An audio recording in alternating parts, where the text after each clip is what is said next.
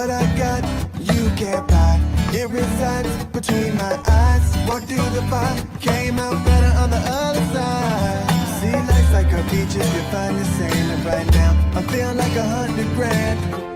You are listening to Inspired Insider with your host, Dr. Jeremy Weisz.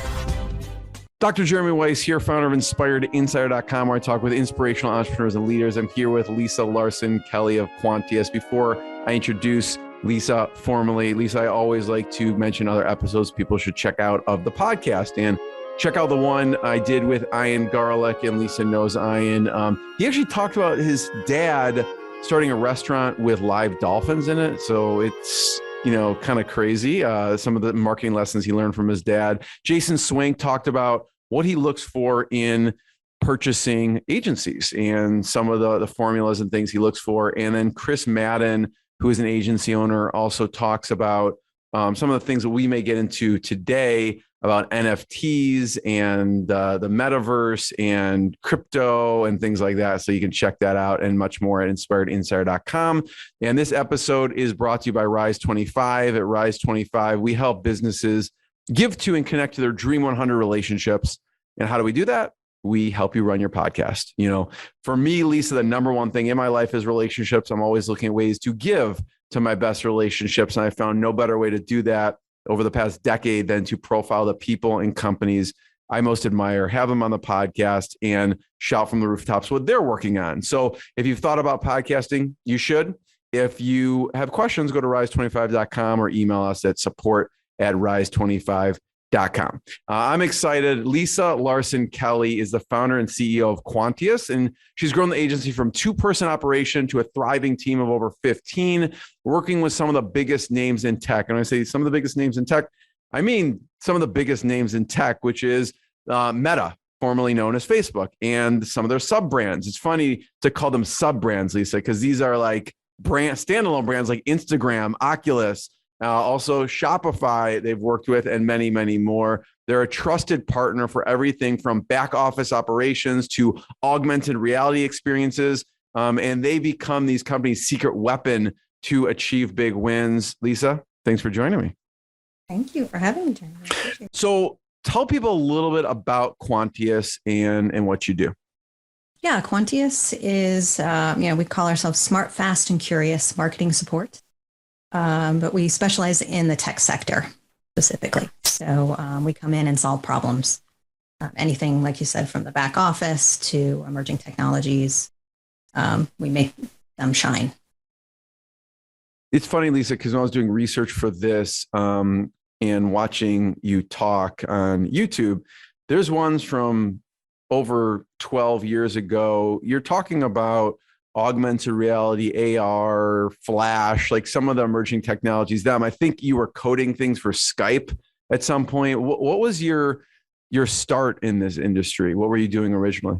That goes way back. You're dating me now. But I specialized in video specifically back in the day. And a little known feature of Flash back then was that it could stream live video. And it had this whole suite of, media server capabilities that just a small segment of people were really working with at the time. So I became part of this, I think it might have been a Usenet group. I don't know, but it was this chat group of developers that worked with Flash Media Server. And this was Macromedia days before they were bought, and then they were bought by Adobe. So I kind of followed that through, and I built a whole app back then for like a very early nanny cam, but didn't work out. I was a little before my time, unfortunately. But I became an expert in that. So that opened the door to a bunch of conferences that I wanted to attend, but couldn't afford to at the time. I was like, well, I could speak. So that worked out great. And then I started, I was just on the speaking circuit for Flash and for streaming media as well. You were basically working on Zoom before it existed, essentially, right? Yes, it was pre-Zoom days. Mm-hmm. Many years pre-Zoom. So your background is also as a developer. Yes. Yep. That's where I started out actually as a graphic designer. And then I've always been fascinated by technology and coding and all of that. I kind of did it back in high school before it was a thing. It wasn't really a career, especially for women. So I was like, oh, I'll be a graphic designer. And then as I was doing that, all these clients started saying, well, we want to put up a brochure on the World Wide Web. So, so I learned how to do that, and then found Flash. And then that was it. I was back into coding again. I'd love to talk about emerging technology because you've kind of been even before your time on some of these technologies, even like we talked about with streaming video. I mean, back in the day, it like a normal person couldn't stream video. You needed someone technical like you to actually do things like that. And even Skype was glitchy back then. It's gotten a lot better. Video streaming, I had the little player, that kind of thing back then. What are you seeing in, I know maybe with clients or just in general you work with Meta and Oculus, and what are some of the things you're seeing with AR and the Metaverse, and maybe just talk about a little bit about, what you're seeing, but also for the layperson like myself, what that actually means. Yeah, there's so much hype around it right now, and demystify it for us. Yeah. So it's really about capturing. We've got VR, right? Virtual reality, which has been around for a while, and it requires big headsets and a lot of it's slimmed down a bit, but it's still cumbersome for most people. And it did get some traction, of course, in gaming and all that, and Oculus has made great strides now that it's not wired to have people use it, but it's just not really getting the traction that I believe AR is going to have, because augmented reality, we have it on our phones, and everyone has access to augmented reality. When you change your face to a dog, on Snapchat or use any of those filters, that's augmented reality. You're looking at what's there and you're adding another layer to it. So that's all fun and games, and it's getting people excited about it, which is good. But then the next stage is really, how do we add value? How do we make that actually useful to people? And Google's made some big strides in that, just with maps, getting you around and wayfinding and things like that. But I don't know if you saw, Jeremy, the latest thing that came out of their conference a couple of weeks ago, I think. They had this demo video of glasses that you put on, and you're speaking to someone who speaks Spanish. You don't speak Spanish. And it will translate in real time right next to their face what they're saying. That's the kind of thing that I see augmented reality really helping humanity, for one thing, helping us all connect and be more connected. But also just not trying to sell something. Like, it's great makeup try on, awesome, great, but I see potential in these emerging technologies for more meaningful connection. What are some of the potential you see? So like, you're saying, people can use this to sell stuff, right? Of course. Yeah, of course. What else are you seeing it? How do you see it being used in the future? Because I think when I hear that, it gets at least the brainstorming juices flowing of maybe how someone could use this in their business or with their customers. So one thing you've seen is that translation, real time. What else? How else do you see it being used in the future? We can imagine new ways of really communicating and connecting and building things that we can't build in the real world in the metaverse, for example. I'm thinking utopian, but yeah, what would be an example? Yeah, just a place where you can meet with people from all over the world without any barriers. That you're really in that space with them. You're building things, you're creating things, you're exchanging ideas in ways that we can't do here on Zoom, for example. So does that look like, I guess I'm picturing, you're in it and you're actually like on a whiteboard drawing, or you're at the table together? Or even, you can create things with your hands, you can like build things and you can collaborate in ways that you can't just do on a 2D whiteboard. You can actually be physically building things together. And they're doing that right now with cars. For example, Ford is doing a lot with virtual reality, augmented reality, engineering, the new generation of electric cars. They're using a lot of this kind of technology to work with people around the world and bring all that knowledge together. So companies are using that stuff right now. Yeah. It's on the edge. There's a lot, still a lot to the technology has to catch up to make it really seamless. But some companies are using it today already. How do you see it using it in your business? Because you're helping actually some of the companies that are on the cutting edge and actually working with this or inventing it as they go. Right. How do you see yourself using it? Yeah, I mean, I'm looking forward to in the next year having our team meetings in VR, for example. I would love to have AR, but we're not quite there yet with the technology where you just put on a pair of glasses and you're sitting around a table with everybody. You still have to put the VR headset on. You're in a virtual environment. But I've done this on several occasions with Meta. We've had meetings in Workrooms is the app that they have on Oculus. And it's remarkably, even though you're sitting there, it's an avatar, so you're kind of cartoony, right? And you don't have any legs. But other than that, you're sitting at this table and you can configure the room however you want. You've got a whiteboard. You've got people who don't have VR headsets are up on a screen, like in a video conference, so they can see you in the environment, all of the people that are characters. And then you can customize the room however you want. And it really remarkably feels real. I was in a meeting, for example, and I had a person next to me and I was talking to them and I went to cross my leg in real life. And I felt like I had to go like this so that I didn't kick them as I crossed my leg, like they were really there. I was like, wow, this really does feel real. And the spatial audio also makes it, so if the avatar is over here, they sound like they're over there, So all of those little elements really come together to make it feel real. And I really would like to have our team meetings, once a week in that setting, because that is one of our big challenges, which is working remotely. Yeah. We'll get to that in a second because I think everyone's thinking about this, which is they used to be more in person. I mean, there are some companies that were always remote, but that's probably less percentage wise. There's a hybrid there. And so we'll talk about some of the things you've done.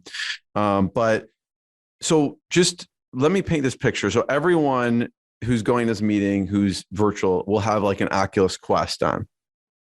Like, I got one actually during the pandemic because I couldn't really go to work out like I wanted to. I needed something at home that was fun and I would play basketball and that wasn't happening. So I got an Oculus Quest 2 to do some of the boxing games, like things that I thought were fun because I'm not going to work out unless there's like a ball or if there's fun involved. And so the same, that's what I use mine for most of the time. But so everyone at this in the meeting had an Oculus Quest 2 on, and except there were two people that didn't have them, that they were on the screen.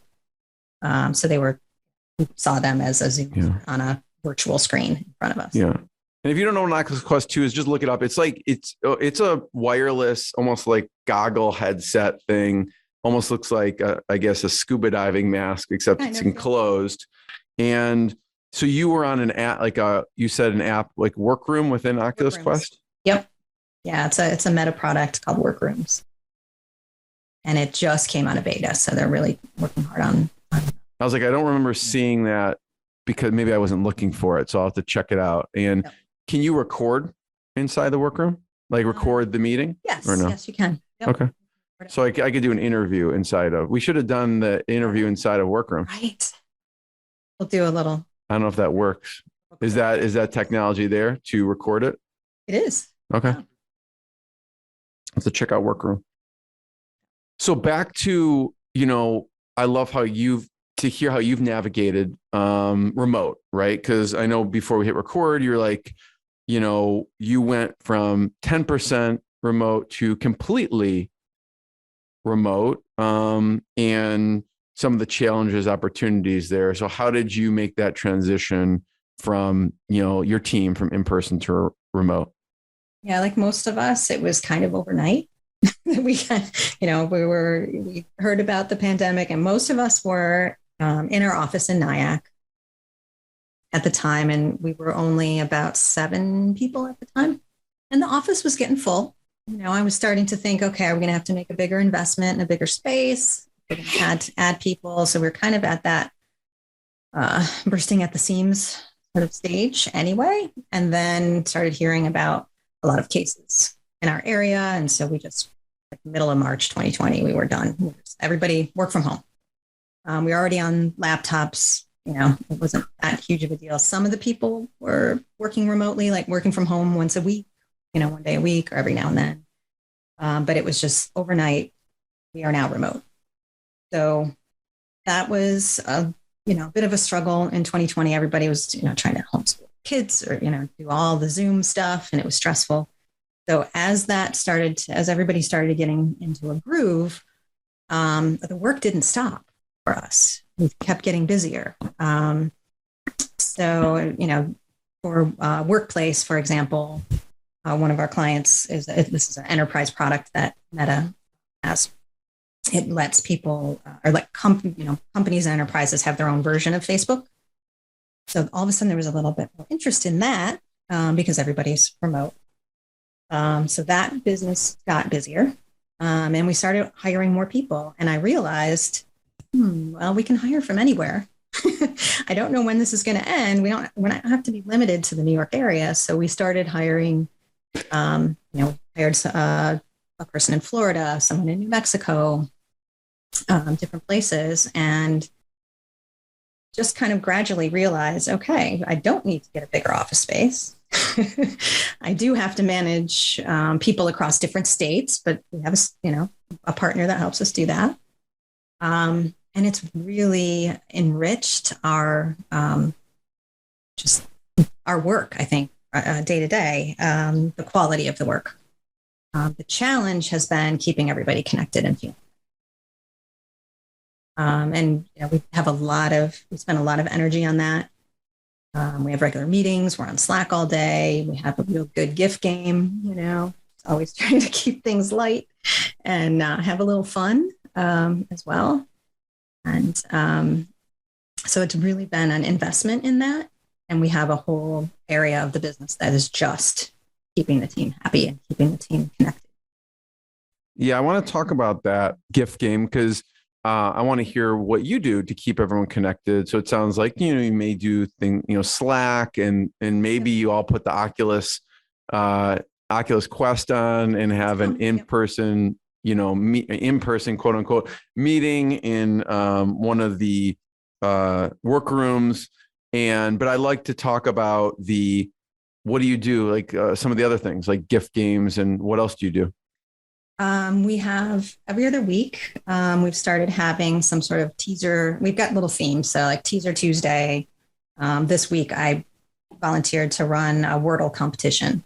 So we all competed against each other in Wordle, just 20 minutes, just in the middle of the day, just to connect, have a little bit of fun. And we also just started using Gusto, Guusto, to give gifts. All the managers have a budget. And so that person who won the tournament for Wordle got a $10 gift certificate, just little things. I just feel like those and then we always celebrate birthdays. We celebrate Quantiversaries, people who've been with their Quantious anniversary. And, give them a little gift, but also just have a little appreciation circle, sort of, as, touchy-feely as that might be, what we appreciate about that person. And so things like that, we just really try to be conscious that, they're humans. Everybody's a human and we need to connect. People are spending a vast majority of their lives sitting in front of the computer working. And we want to make sure that they get something back out of that time, and we invest a lot in professional development. Everybody gets a stipend every year to take some sort of class or it doesn't even have to be directly related to their job. They want to take a pottery class, we'll pay for that. Like, anything that's going to keep their creative juices flowing. Beneficial. So it's GUUSTO? Yes. Oh, interesting. Yeah. And we also use Gusto for all that. That's what I was thinking, for payroll and everything. So it's a little confusing, but yes, it's Gusto and Gusto. Gusto for payroll. It's funny because if you would have asked me, Lisa, what's your prediction on Lisa and their staff? If they're virtual in person, I would have said, oh, they've always been 100% virtual just because that's the nature of the work. So you must have found it important to be in an office with people around you, even though all of your stuff has always been remote. So do you think, where do you see balancing that as we hopefully step out of, COVID? Do you see, a hybrid, or what do you see? I mean, especially in the tech world, there's a real, push and pull happening there. A lot of friction around going back to the office. Apple, I don't know if they said everybody's going back to the office. And then, like, one of their top engineers said, nope, I'm out. And then they've reconsidered it, supposedly because cases are up, but it could be other pressures. It's so ingrained in people of a certain generation that that's what you do. You go back to the office, like, we're getting back to normal. We got to be together. There are some benefits. Running into each other at the, water cooler, or grabbing a coffee, those spontaneous conversations are really important. So trying to give opportunities for those remotely is tough, but important.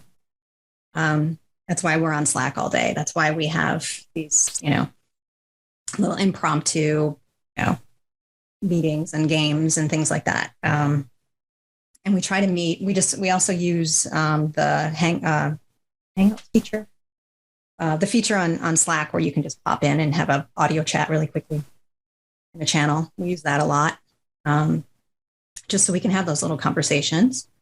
And it's, there's that part. And then there's the whole, like, if you remember, open floor plan with cubicles, who the hell wants that? Nobody wants that. It's like, that's not so productive. So there's benefits to just stepping back and reimagining how we work and trying to make the best of it and reinventing it. What do you see the opportunities? I could definitely see challenges, removing that. What are the opportunities we should be looking at in the future for, being more remote and having that remote team? I think just really, it's the diversity and the, of not just times. Well, there's diversity of time zones, which helps us a lot because a lot of our clients are in London, and everybody kind of has their own schedule. Some people are really up early. Some people like to work later, and really kind of crafting a team that covers all of that just logistically is great, right? But just even differences of location. There's people in the New York metro area. We have a lot in common. There's a lot of diversity here, but it's also we have a certain view of the world, right? And someone in New Mexico is going to have different ideas and a different view. And so I really feel like having that diversity is helpful, especially in marketing. We are all part of a big global community. Lisa, when we were first chatting before we hit record, I was like, what's top of mind for you? And you said sustainability. What did you mean by that? A big element of that is, having a workforce that is happy, engaged, productive, enjoying the work, and producing great results, right? And sort of crafting that for the long term. But the other is the work itself.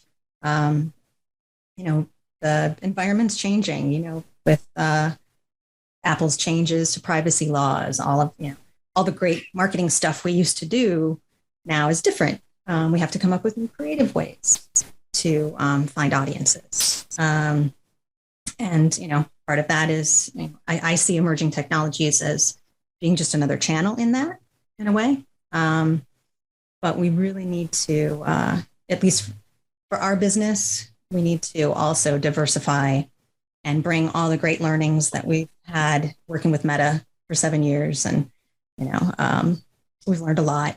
We've been through a lot of reorgs and a lot. I mean, just imagine from where Facebook came from to where they are now and all the setbacks and all of that. We've kind of weathered all of those reorgs and everything. So taking all of those learnings and bringing them to other companies, to startups, to other companies that could use that knowledge. That is the kind of sustainability that I'm thinking of. Really not just focusing on one area and mastering that, but then taking those learnings out to everybody else. What's been important to you, Lisa, as you've grown? Like I mentioned, you went from a 2-person operation to over 15 and growing. What's been some important decisions or hires that have allowed you to grow? Biggest thing that has made most impact by far is letting go and hiring a VP of operations. Say that again. Hiring what? Letting go and hiring a VP of operations for the company. I was handling both. I was sitting in both seats for a very long time. We did grow from, like as you said, from 2 people. So it's been very organic. So I feel like that was the big milestone when I was like, okay, I'm ready to let go of this stuff. I don't need to be involved in every decision. I'm ready to think bigger and be that connective tissue to the outside world, and then have somebody else handling everything else. And Sarah Hampton, who joined the team back in just October, totally transformed the business in my eyes. What was the process like for hiring that person? Because it's a huge decision, right? This is stuff that you're probably doing the day-to-day on, and you want someone that is going to maintain your same level of detail and all of the other elements. Yeah. Talk about from the beginning that decision to actually the process of hiring. I mean, I would say it was probably a year of me sort of being ready and documenting, okay, these are all the things I'm doing that I don't want to do anymore, or that I'm not the best at, and really taking the time to document those things. And doing that over time, and slowly delegating things out that I could, and realizing, okay, there's nobody on the team right now that can really take on this level of responsibility. So that goes in the VP column, right? And so, over that time, I developed, a job description based on that. And then I worked with a recruiter who specialized. We are built on EOS, or, we've implemented EOS, entrepreneurial operating system, over the past 2 years now. So we worked with a recruiter who specializes in finding people for that integrator position, basically is what it is. And they started the search, and it took a while to find the right person. But they found Sarah. I went down, we kind of met halfway she's from Baltimore. So we met halfway in Jersey, and had a great meeting, really connected, and she joined the team. So, and since then, she really just gets it. And I got that sense from the very beginning that she understood what my values were in building the company, and that she was, supporting those, but also bringing a ton of her own experience to the table. So, yeah, I love that. So it's like you made the decision, then you documented it, then you delegated things you could delegate, then you created a job description of anything left over. Mm-hmm. You found a recruiter who specialized in this, because this is important enough that this is what they do for the integrator position.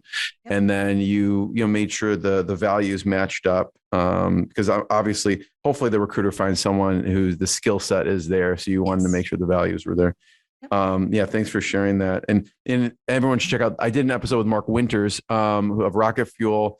Check that out. And of Gino Wickman separately, because, Lisa mentioned EOS, and both of those they did a book together, Rocket Fuel, Gino and Mark, on Rocket Fuel, which is the visionary and the integrator. And so that, everyone needs that integrator to take the wake of tasks that the visionary leaves in the wake of themselves and actually executes on them. Would you say that's about accurate? Exactly true. Yeah. Yep. So, I want to kind of highlight and talk about some of the work that you do, and just talk about Times Square billboard. Yeah, that was a fun one. We do, specialize in marketing services, right? Well, what does that mean? We basically solve problems. So we work really closely with their marketing department and fill in any gaps that they have. So they were doing a huge rebrand of Workplace last year, and they had many moving parts. And the CMO of Workplace had this vision, like we want to go big. We want to go in Times Square. It was always this thing like, okay, all right, maybe. And so they were building out all these other pieces, and the branding work was beautiful. And then all of a sudden it's the end of the year, and someone up the chain says, oh, we have some budget left over. We got to spend this, or we're not going to, you're familiar with this, but at big companies, they don't spend their budget for the year. They don't get it next year. So they said, oh, we've got this, big budget. We got to clear this out. Is there any way we could do that Times Square billboard? And the marketing team is like, oh, can we? Quantious, can you help? And turns out we have on our team someone who used to work for Disney and has done 1 million of these. So she had all the specs. She knew what to do. She had the animator, and we were able to pull this thing together and get it up there in like 4 weeks. So it was up in Times Square, like from December through, I think, beginning of February this year. And that was exciting to actually have something out in the wild, because so much of the stuff that we do is behind the scenes, or we can't talk about it. This was the biggest place you could put it. So it was, got a great reception. That's great. Solve that problem. The sales enablement, one of the things you do is that you help with sales enablement, and specifically sales enablement for Workplace. Talk about what Workplace is, because I know it's more for enterprise, and then what are the things that you did on the sales enablement side? Sure. So Workplace it's basically your own private Facebook.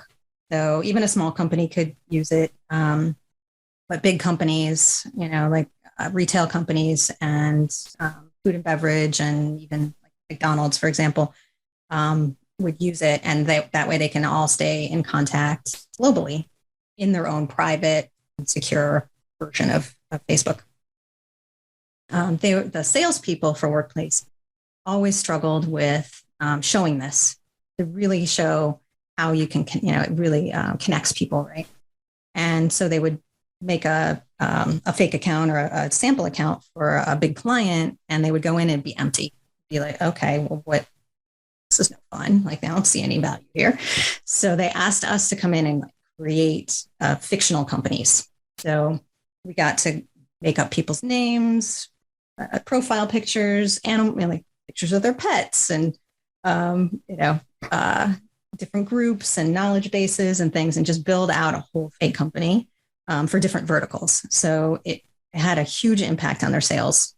And we got all sorts of shout outs from the sales teams wanting more verticals and more examples, but they were really made a difference to the sales for them.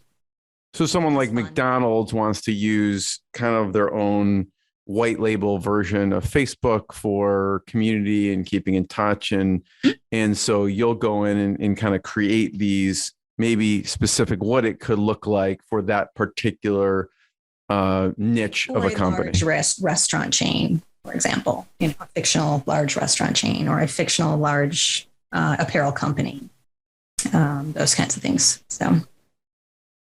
I know one of the companies that you've worked with in the e-commerce sector is Shopify. I mean, Shopify has grown tremendously over the past, many years. And I know the specifics of what you do for them are probably private, but what are some of the general things that you work with in a company like that? Yeah, we provide that same sort of support for the product marketing team specifically. So again, like sales enablement, copywriting, messaging for new features, things like that.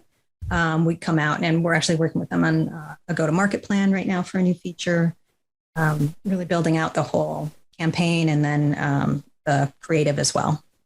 So they're hiring a lot, but not fast enough, and they really need that help to just come in and solve these immediate problems, and that's what we're doing for them.